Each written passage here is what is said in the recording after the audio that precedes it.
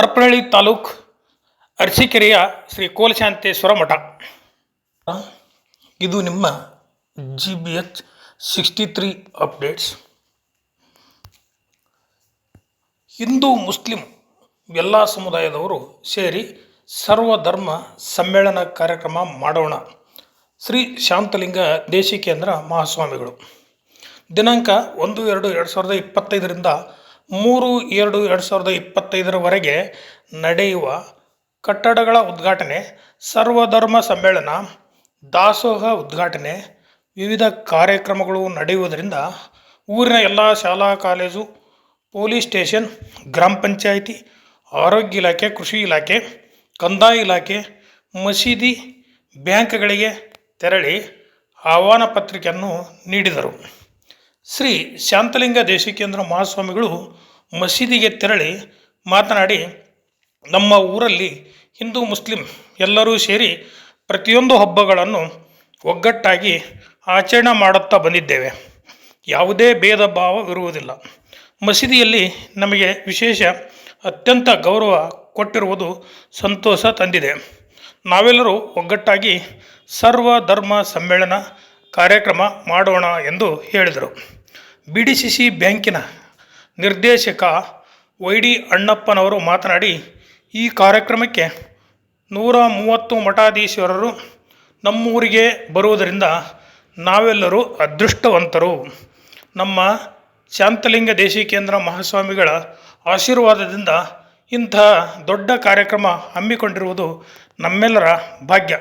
ಎಲ್ಲರೂ ಈ ಕಾರ್ಯಕ್ರಮದಲ್ಲಿ ಪಾಲ್ಗೊಳ್ಳೋಣ ಎಂದು ಹೇಳಿದರು.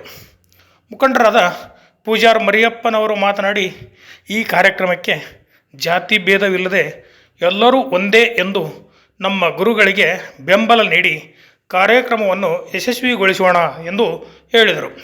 ಈ ಸಂದರ್ಭದಲ್ಲಿ ಮಸೀದಿಯ ಗುರುಗಳಾದ ಅದಿಲ್ ಶಾ, ಜಮಿಯಾ ಮಸೀದಿ ಅಧ್ಯಕ್ಷ ಹಬೀಬ್ ಸಾಹೇಬ್, ಮುಖಂಡರಾದ ಕಾಜಿ ಮೊಹಮ್ಮದ್ ಸಾಹೇಬ್, ಸಿದ್ದಣ್ಣ, ಇಟಗಿಹಳ್ಳಿ ಬಸವರಾಜ್, ಅದಾಮ್ ಸಾಹೇಬ್, ಬಶೀರ್ ಸಾಹೇಬ್, ದಸ್ತಗಿರಿ ಸಾಹೇಬ್, ಹಸನ್ ಸಾಹೇಬ್, ಫಯಾಜ್, ಇನಾಯತ್ ಉಲ್ಲಾ, ಅಜಿತ್ ಸಾಹೇಬ್, ಅಬ್ದುಲ್ ಸಾಹೇಬ್, ದಾದಾಪೀರ್ ಹಾಗೂ ಗ್ರಾಮಸ್ಥರು, ಭಕ್ತರು ಮೊದಲಾದವರು ಹಾಜರಿದ್ದರು. ವರದಿ ಮಹೇಶ್, ಹಿರಿಯ ಪತ್ರಕರ್ತರು. ನಮಸ್ಕಾರ. ಇದು ನಿಮ್ಮ GBH 63 ಅಪ್ಡೇಟ್ ಚಾನಲ್. ದಯಮಾಡಿ ನಮ್ಮ ಚಾನಲನ್ನು ಸಬ್ಸ್ಕ್ರೈಬ್ ಮಾಡಿ, ಶೇರ್, ಲೈಕ್ ಮತ್ತು ಕಮೆಂಟ್ ಮಾಡಿ. ಧನ್ಯವಾದಗಳು. ಅವತ್ತು ಈ ಕಾರ್ಯಕ್ರಮವನ್ನು ಯಶಸ್ವಿಗೊಳಿಸ್ರಿ. ನಮ್ಮಲ್ಲಿ ಇರಲಿ ಅದೇನೋ ನಿಮ್ಮ ಧರ್ಮ ನಿಮಗೆ, ನಮ್ಮ ಧರ್ಮ ಯಾವ ಧರ್ಮನೂ ಕೇಳಲ್ಲ, ಯಾವ ಧರ್ಮನೂ ಇದಲ್ಲ. ಅವ್ರವ್ರ ಧರ್ಮ ಅವ್ರಿಗೆ ಶ್ರೇಷ್ಠ.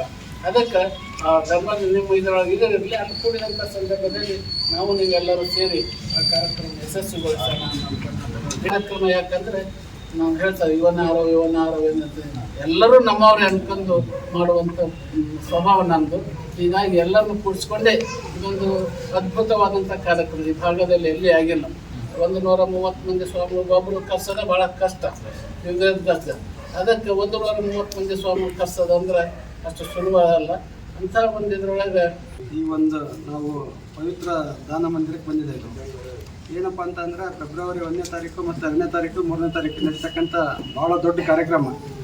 ಈಗ ಅಜ್ಜರು ಹೇಳ್ದಂಗೆ 130 ಜನ ಸ್ವಾಮಿಗಳು ಕಲಿಸೋದು. ಯಾಕಂದ್ರೆ ನಾವು ಒಬ್ಬೊಬ್ಬ ಸ್ವಾಮಿಗಳನ್ನ ಕರೆಯೋದೇ ಕಷ್ಟ, ಕಳಿಸೋದು ಕಷ್ಟ. ಅಂಥದ್ರಲ್ಲಿ 130 ಜನ ಸ್ವಾಮಿಗಳು ನಮ್ಮೂರಿಗೆ ಪಾದ ಇಡ್ತಾರಂದ್ರೆ ನಾವೆಲ್ಲರೂ ಅದೃಷ್ಟವಂತರ. ಬೇರೆ ಕಡೆ ಮಾಡಿರೋದನ್ನು ಕೇಳಿರೋದು, ನಾವು ಈ ಕಾರ್ಯಕ್ರಮನ ನೋಡಿಲ್ಲ. ಅದೇ ಎಲ್ಲದೂ ಕೇಳ್ಕೊಂತ ಬಂದಿದ್ವಿ. ಕುಂಭಮೇಳ 144 ವರ್ಷಕ್ಕೆ ಒಂದ್ಸರಿ ಆಗ್ತದಂತೆ, ಮತ್ತು ಈ ಥರ ದೊಡ್ಡ ದೊಡ್ಡ ಕಾರ್ಯಕ್ರಮ ಹಿಂಗೆಲ್ಲ ಕೇಳ್ಕೊಂತ ಬಂದಿರ್ತಕ್ಕಂಥರ.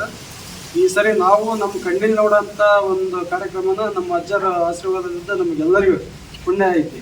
ಹಾಗಾಗಿ ತಾವೆಲ್ಲರೂ ಆ ಕಾರ್ಯಕ್ರಮಕ್ಕೆ ನೀವು ನಿಮ್ಮನ್ನು ಇವತ್ತು ಬಂದು ನಾವು ಶುಕ್ರವಾರ ನಿಮ್ಮನ್ನು ಕರೆದಿದ್ದೇವೆ. ತಾವೆಲ್ಲರೂ ಆ 3 ದಿವಸದ ಕಾರ್ಯಕ್ರಮದಲ್ಲಿ ಭಾಗಿಯಾಗ್ರಿ ಅಂತ ನಾವು ನಿಮ್ಮ ಕರೆಯಕ್ಕೆ ಈ ಒಂದು ಪವಿತ್ರ ದಾನ ಮಂದಿರಕ್ಕೆ ಬಂದಿದ್ದೇವೆ. ತಾವೆಲ್ಲರೂ ನಮ್ಮಲ್ಲಿ ಯಾವ ಹಿಂದೂ ಎಲ್ಲಪ್ಪ, ನಿಮ್ಮ ಹಬ್ಬಕ್ಕೆ ನಾವು ಬರ್ತೀವಿ, ನಮ್ಮ ಹಬ್ಬಕ್ಕೆ ನೀವು ಬರ್ತೀರಿ, ಅಣ್ಣ ತಮ್ಮಳಾಗಿ ನಡ್ಕೊಂಡಾವಿ, ಹಳೆಯ ಮಗಳಾಗಿ ನಡ್ಕೊಂಡಾವಿ. ಈ ರೀತಿ ಇರ್ತಕ್ಕಂಥ ನಾವು ಮುಂದೆನೂ ಅದೇ ರೀತಿ ಇಟ್ಕೊಂಡು ಹೋಗಣ್ರಿ. ನೀವು ನಮ್ಮ ಜೊತೆಗಿರ್ರಿ, ನಾವು ನಿಮ್ಮ ಜೊತೆಗೆ ಇರ್ತಾವೆ ಅಂತ ಹೇಳಿ ನಿಮಗೆ ನಮ್ಮ ಮತ್ತೊಂದ್ಸರಿ ನಮ್ಮ ಕಾರ್ಯಕ್ರಮಕ್ಕೆ ತಾವೆಲ್ಲರೂ ಬರ್ರಿ ಅಂತ ಹೇಳಿ ನಾವು ನೀವು ಒಂದೇ ಮನೆಯವರಾಗಿ ಜೀವನ ಮಾಡ್ಕೊಂತ ಬಂದ್ರಿ. ಅಣ್ಣಪ್ಪರಿರ್ಬೋದು, ದೇವನಲ್ಲಿರ್ಬೋದು, ಮರಿಯಪ್ಪಾಗಿರ್ಬೋದು, ಇನ್ನಿತರೆಲ್ಲರೂ ಇಲ್ಲಿ ಯಾವುದೇ ದೊಡ್ಡ ಕಷ್ಟ ಸುಖ ಬರುತ್ತಾ ನೀವು ಭಾಗಿಯಾಗಿದ್ದೀವಿ. ಆದ ಪ್ರಯುಕ್ತ ದಯಮಾಡಿ ಹೆಂಗೆ ನಾವು ನಮ್ಮ ಜೀವವಾಗಿ ಬರ್ತಾವೋ ಆ ರೂಪವಾಗಿ ತಾವು 3 ದಿವಸನೂ ಕಡ್ಡಾಯವಾಗಿ ಅಕ್ಕಪಕ್ಕದ ನಮ್ಮ ಜನರು ಮತ್ತು ಅಣ್ಣಪ್ಪರು ಎಲ್ಲರ ಜೊತೆಗೂಡಿ ಸ್ವಲ್ಪ ತಾವೆಲ್ಲರೂ ಆ ಕಾರ್ಯಕ್ರಮ ವಿಜೃಂಭಣೆಯಿಂದ ನೆರವೇರಿಸಿಕೊಡ್ಬೇಕಂತ ತಮ್ಮಲ್ಲಿ ಎಲ್ಲರಿಗೂ ನಮಸ್ಕರಿಸ್ತಾ ನನ್ನ